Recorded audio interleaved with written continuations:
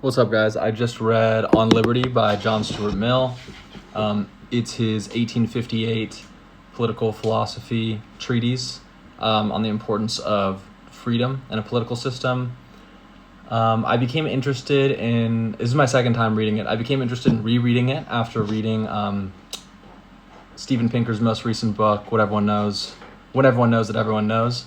And so for the second time reading this book, I listened to it on Audible. It was a pretty cool experience because I've read a lot of books like this and other books in the period since I first read it. And so I felt like I got more of a comprehensive understanding. I feel like I got a lot more out of reading it the second time, which was like really satisfying for me. I also think because I've been reading so much, my ability to focus is just better because it really is kind of like a practice. So I got a lot more out of it this time, which was really cool for me personally. John Stuart Mill's political beliefs are basically akin to like every frat bro that you know who lives in LA or New York and is going to go work in private equity. Because everything is predicated on freedom, he is completely socially liberal and he's completely economically conservative by today's standards. Believes in small government, low restriction.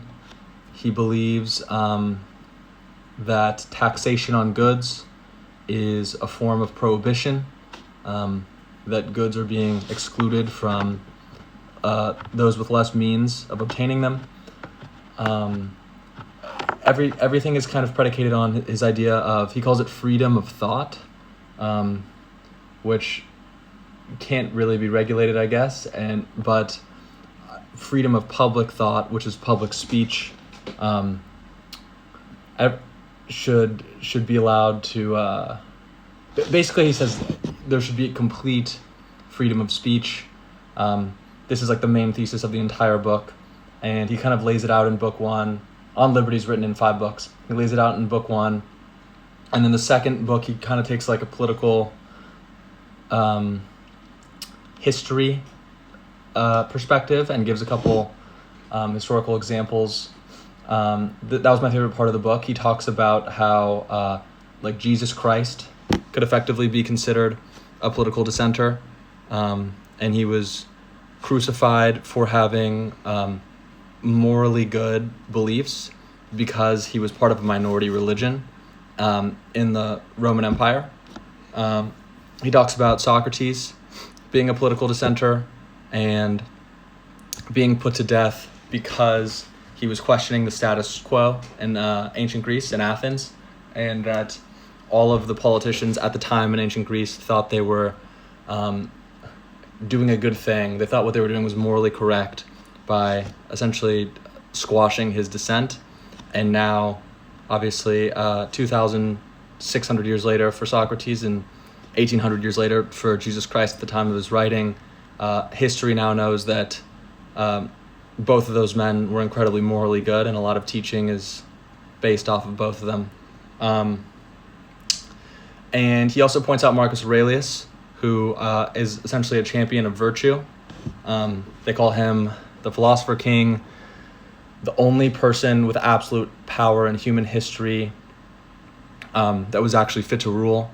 And, they were crucifying Christians, even though his own personal, moral practices and ethical practices resembled that of Christians very closely.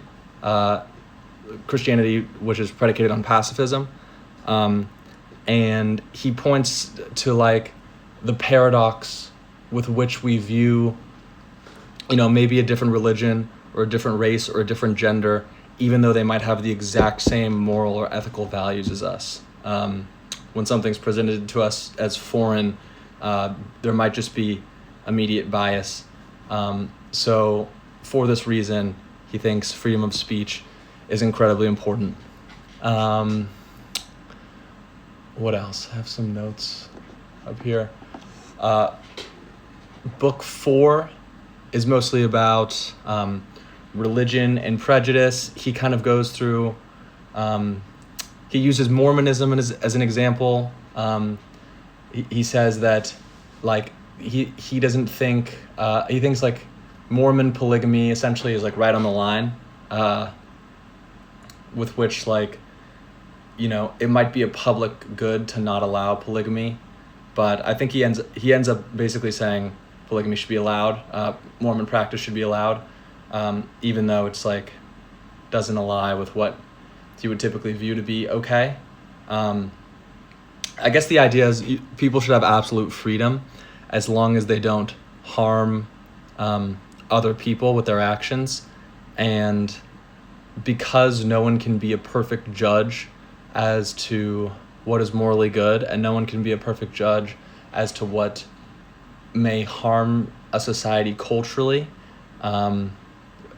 basically there needs to be absolute freedom for self-expression and speech.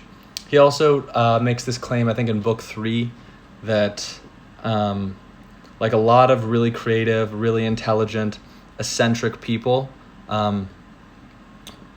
need to have freedom of speech to be able to express themselves, and need to have freedom to have the courage to, you know, kind of go against the status quo or point something out that's like, hey, maybe we shouldn't be doing this. Hey, maybe there's a better alternative for this.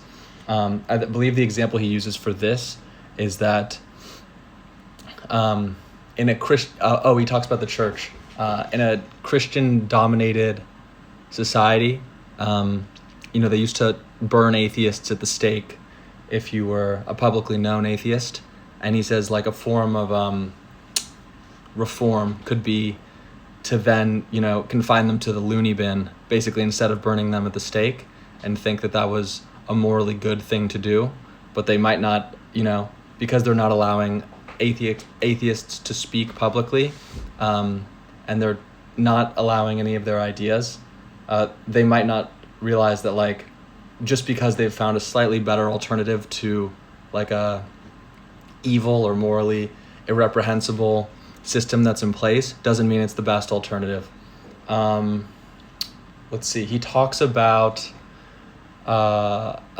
keeping the flow of public information as a weapon, and he uses the Catholic Church as an example for this, and how the clergy would be allowed to read like documents from other religions or anti-Christian documents so that they could sharpen their arguments against them, but the Catholic congregation was not allowed to read, you know, banned books, so to speak.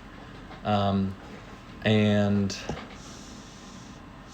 what else? Book 5 is like a practical enforcement of basically all the things he says. He talks about like a lot of issues that I guess in the 1850s were kind of on the line on whether they should be freely allowed to be done, or if they should be restricted for like the public good of society. So he uses gambling as an example. I believe prostitution is on there. He says like gambling should be allowed individually, but perhaps there shouldn't be gambling houses. What else? He advocates for the rights of women and children. He thinks all women, all wives should have equal rights as their husbands. All children should have equal rights, though they are stewards of their parents, or their parents are stewards over them. And he argues for children's right to education being a public good. I thought a lot of his writing was very, very poignant. I thought a lot of it was like super relevant to today. Interestingly enough, he'd be considered like a centrist or a libertarian by today's standards. Very provocative. I was kind of blown away by like how many issues he directly touched on that are still political issues in America today. But anyway, On Liberty by John Stuart Mill. Those are my thoughts. Thank you.